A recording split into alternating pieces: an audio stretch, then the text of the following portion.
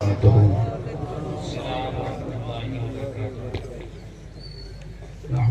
ونصلي ونسلم على رسوله الكريم أما بعد فأعوذ بالله من الشيطان الرجيم بسم الله الرحمن الرحيم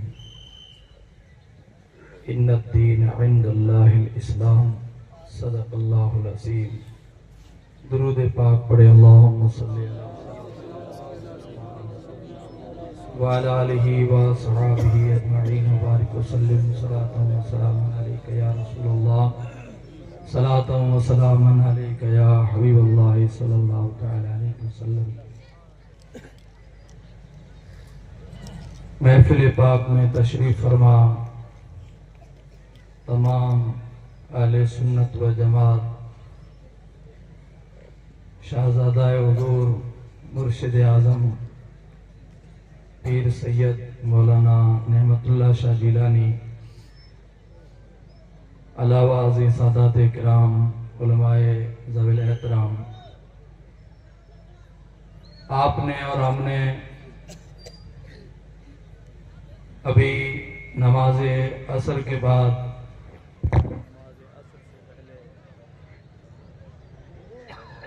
جو بیانات ہمارے مقدر میں ہمارے حصے میں تھے ہم نے سنے۔ اللہ تبارک و تعالی ہمارے آنے کو اور ہمارے بیٹھنے کو قبول فرمائے۔ نماز مغرب سے پہلے اس مختصر وقت میں آپ حضرات کے سامنے ایک مشہور معروف آیت ان الدین عند اللہ الاسلام تلاوت کی۔ اس میں پیش نظر آپ حضرات کے ذمے حضور پیر صاحب قبلہ کی جانب سے دی گئی دینی ذمہ داریاں ہیں جو آپ کے سر آ چکی ہیں اور آپ کو اس کا احساس بھی ہے، لیکن احساس جتنا ہونا چاہیے جس سے کام کرنے کے لیے انسان تیز ہو جاتا ہے، پاورفل ہو جاتا ہے، تو اس بات کی طرف توجہ دلانے کے لیے اس آیت کریمہ کو تلاوت کیا۔ اللہ تعالیٰ ارشاد فرماتا ہے ان الدین عند اللہ الاسلام، اللہ تبارک و تعالیٰ کی بارگاہ میں محبوب اور اللہ تعالیٰ کی بارگاہ میں مقبول اگر کوئی دین ہے تو وہ دین اسلام۔ آج ہم لوگ دینی تعلیم کی جب بات کرتے ہیں تو ہماری سمجھ میں آتا ہے کہ یہ دینی تعلیم یہ دین کی خدمت ہے، اور جب اسکولی اور عصری تعلیم کی بات کی جاتی ہے تو ہم سمجھتے ہیں کہ یہ دین کے علاوہ زائد چیز ہے جس کی ہمیں دنیا میں ضرورت پیش آتی ہے۔ پیر صاحب قبلہ کو آپ حضرات نے دین کا ایک مجاہد سمجھ کر کے، پابند شریعت سمجھ کر کے، اللہ کے حبیب صلی اللہ علیہ وسلم کا عاشق اور دیوانہ سمجھ کر کے، حضور کی امت کا سچا ہمدرد اور خیر خواہ سمجھ کر کے آپ حضرات نے قریب ہو کر کے تعاون کیا، مدد کی، محبت رکھی اور ساتھ دیا، اور ان کی ذات سے ہم کو دین کی امید تھی، لیکن دین کے ساتھ ساتھ ہم کو وہ دنیا بھی عطا کر رہے ہیں۔ آپ کے یہاں کا جو جامعہ مظہریہ فیضان جیلہ و حافظ ملت، جس کی عمارت آسمان سے بات کر رہی ہے، اور اس کے اندر جو ارادے آگے کے لیے رکھے ہوئے ہیں وہ انشاءاللہ العظیم ابھی سمجھ میں نہیں آئے گا، وقت آپ کو سمجھائے گا۔ آپ اس کی بلڈنگ سے اندازہ ضرور کرتے ہوں گے کہ حضور پیر صاحب قبلہ کے دل میں یہاں کام کرنے کے کیسے کیسے خیالات ہیں، اس کا تھوڑا سا آئیڈیا آپ اس عمارت کو دیکھ کر کے انشاءاللہ کر سکتے ہیں۔ اور آج کی تاریخ میں تحریک صدیقی جس کی ابتدا مرکز پاک سے ہوئی تھی، اور ایک وہ زمانہ تھا اسی بینتی کے اندر سب سے پہلا جلسہ ہوا تھا۔ وہ جلسہ یاد ہے، ایک چھوٹا سا ایک چھپرا تیار کیا گیا تھا، اور اسکول کی وہ ٹولی جو ہے ٹریکٹر کی لگائی گئی تھی، اور سردی تو شاید اس دن پڑ رہی تھی، وہ آج بھی واپس عود کر آئی ہے۔ اگر ہم لوگوں کو اس دن کا جلسہ اگر یاد نہ آتا ہو، کیونکہ اس کو ٹائم بھی بہت ہو گیا، تو یہ سردی آپ کو واپس یاد دلانے کے لیے آئی ہے کہ ایک جلسہ وہ تھا جس دن صرف سردی پڑ رہی تھی، اور آج کا یہ جلسہ ہے کہ سردی کے ساتھ ساتھ علماء کی اتنی ٹائم اور اتنی گرمی آپ کو محسوس ہو رہی ہے۔ آج حقیقت پوچھو تو ان نمازوں کی بنا پر علماءوں کے دلوں میں جو باتیں اٹھ رہی ہیں، کیا ٹائم کی سیٹنگ کی ہے، نماز کے بیچ میں آنے سے جو ہے ہماری تقریریں تھوڑی تھوڑی ہو رہی ہیں، اور بہت سارے ابھی تک جو ہے باقی ہے، انہیں کچھ سنانا ہے۔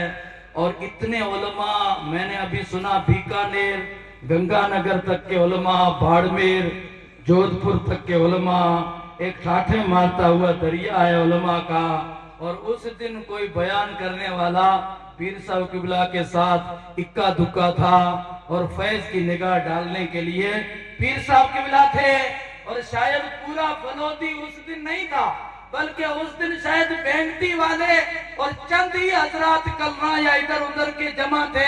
اس کے مقابلے میں آج کی تاریخ میں آپ نظر اٹھا کر کے دیکھیں گے تو پورا کا پورا قبرستان لوگوں سے بھرا ہوا۔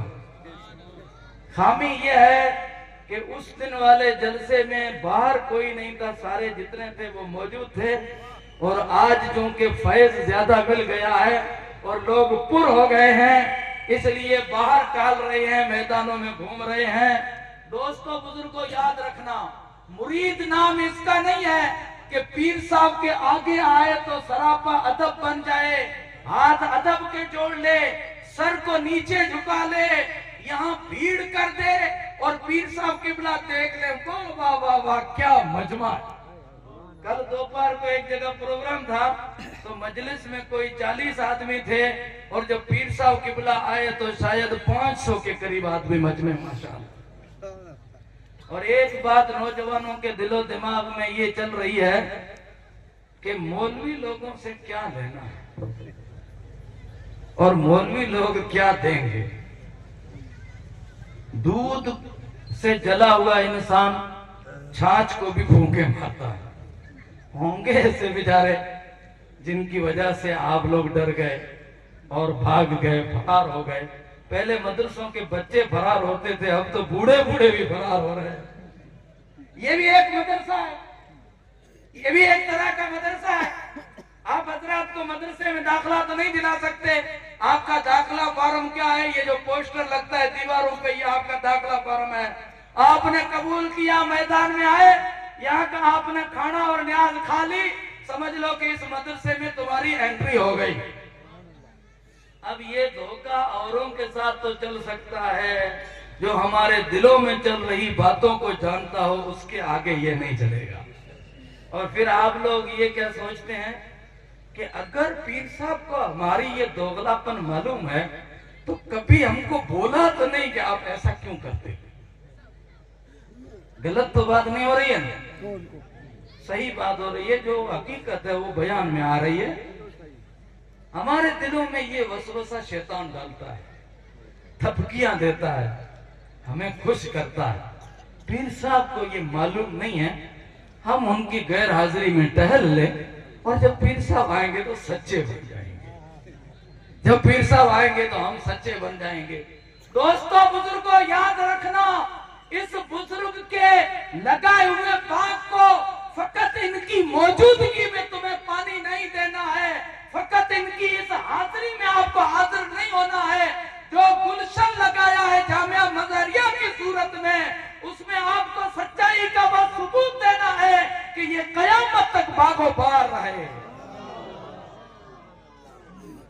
اگر آپ علماء سے دوڑیں گے، بھاگیں گے، تو آپ بتاؤ، علماء امتی کا انبیاء بنی اسرائیل اللہ کے رسول نے ارشاد فرمایا، العلماء ورثۃ الانبیاء، اللہ کے پیارے حبیب صلی اللہ علیہ وسلم نے ارشاد فرمایا ہے، عالم علماء جو ہوتے ہیں وہ بزرگان دین کے ہتھیار ہوتے ہیں۔ جس بزرگ کے ہاتھ میں علم उस बुजुर्ग की तहरीक को अल्लाह ताला 4 चांद लगा देता है। लेकिन उसमें इखलास जरूरी है। पेट भरने वाले अगर हो गए उलमा तो सब खा जाएंगे, फिर तहरीक क्या चलेगी। कोई अगर चोर ऐसा आ जाए जो रात को खड़ी गाड़ी में टंकी में से तेल निकाल ले और सुबह आकर के स्टार्ट करेगा तो वो जितना भरा हुआ था निकाल के चला गया, तो वो गाड़ी चलने वाली नहीं है। इसलिए दुआ करो, जिस बुजुर्ग ने अमानतदारी से काम को शुरू किया और इखलास के साथ यहाँ तक पहुँचाया है, इस मिशन और इस तारीख को ऐसे मुखलिस बंदे, अमानतदार उलमा और अवाम मिल जाए कि ता क़यामत रसूलुल्लाह के दीन की खिदमत होती है। बातें करने की थी वो बहुत ही हैं और बहुत सारी कर ली गई। बड़ी बड़ी बातें करने से क्या होता है, क़यामत के दिन अल्लाह ताला 3 आदमियों को बुलाएगा। एक आलिम को बुलाएगा और एक शहीद को बुलाएगा और एक सखी को, मालदा। तीनों को अल्लाह ताला पूछेगा तूने क्या किया, तुमने क्या किया। तो वो कहेगा मैंने मदरसे डाले, मैंने इल्म पढ़ाया, पहले पढ़ा फिर दूसरों को मैं पढ़ाता रहा, यहाँ तक कि मेरी जिंदगी का चिराग गुल हो गया। दूसरे को पूछेगा तुझे दौलत दी थी, क्या किया। मैंने बिल्डिंगों के अंदर चंदे लोग देते थे, किसी ने 1 लाख दिया, मैंने 2 लाख दे दिए, कोई 2 लाख दे रहा था, मैंने 3 लाख दे दिए। इस तरीके से मैंने सखावत की। तीसरे को पूछेगा तूने नेमत मिली थी, क्या किया। वो कहेगा कि मैंने अपनी जान तेरे दीन के लिए कुर्बान कर दी, शहीद हो गया। तीनों को अल्लाह ताला फरमाएगा दुनिया में मशहूर होने के लिए, दुनिया में वाहवाही लेने के लिए, दुनिया में तुम्हारे नाम के नारे लगवाने के लिए, दुनिया में मशहूर पोस्टरों में तुम्हारा नाम, फोटोओं में तुम्हारा नाम आए, फला जगह ये हो गया वो हो गया, इसलिए तुम सारा कर रहे थे, तुम्हारा मकसद हासिल हो गया, लोगों ने तुम्हारी तारीफ कर दी, मेरे को राजी करने के लिए तुम में से किसी ने काम नहीं किया। हदीस पाक में आता है कि इन 3 लोगों के जरिए से जहन्नम को भड़काया जाएगा और जहन्नम के सुलगाने के लिए पहला ईंधन जो होगा वो 3 लोग होंगे। अरे दोस्तों, ये कौन सा कचरा बीच में आ गया जिसने इतनी कमाई को खराब कर दिया। वो रिया है, वो सुमआ है, वो दिखावा है। अब ये दिखावा इधर है, देखो अल्लाह अकबर। हारून रशीद एक दफा बुजुर्ग के पास गया, शेख अयाज कौन थे, तो हारून रशीद बड़ी मन्नत समाजत के बाद में पहुंचा। तो जैसे ही उस बुजुर्ग ने हाथ में हाथ दिया तो कहने लगे हारून कितना तेरा नरम नाजुक हाथ है, मुझे डर लगता है ऐसा नरम नाजुक हाथ दोज़ख के अंदर जलेगा। तो हारून रशीद के आंखों से आंसू का सैलाब जारी हो गया। अब उसका वजीर कहने लगा हजरत कुछ रहम करो, हजरत बादशाह वक्त है, कुछ रहम करो, ऐसी बातें क्यों करते हो। बादशाह का तो हाल बेहाल हो गया। फरमाया तुम जैसों ने इसका हाल बेहाल किया है। ये तारीफ के पुल बांधने वालों ने बादशाह को दोज़ख में डाल दिया है। आज की तारीख में जो जन्नत की बिशारतें देता है वो आलिम हमको बहुत अच्छा लगता है। तालीम जैसी तैसी चेक करके चला जाए, तारीफें करे, वो आदमी हमको बहुत अच्छा लगता है। जो असली आईना दिखाता है दोबारा उसको हम बुलाने के लिए तैयार नहीं। आप बताओ कि वो जहन्नम में जाने वाले बड़ी नेकियां कर रहे थे, उनकी नेकियां इकारत क्यों गई। इसलिए कि खुदा को राजी करने के लिए काम नहीं किया, लोगों के दिखाने के लिए काम किया।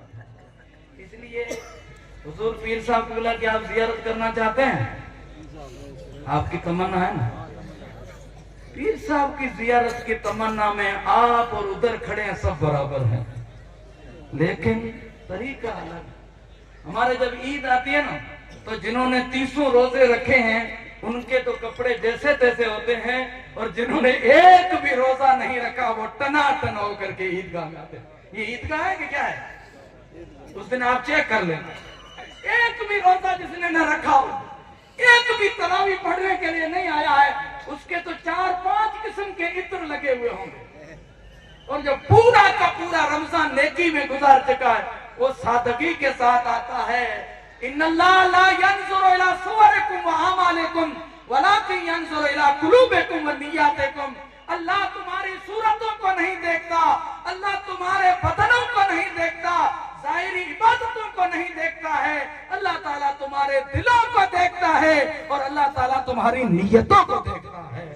پاک پروردگار اپنے پیارے حبیب صلی اللہ علیہ وسلم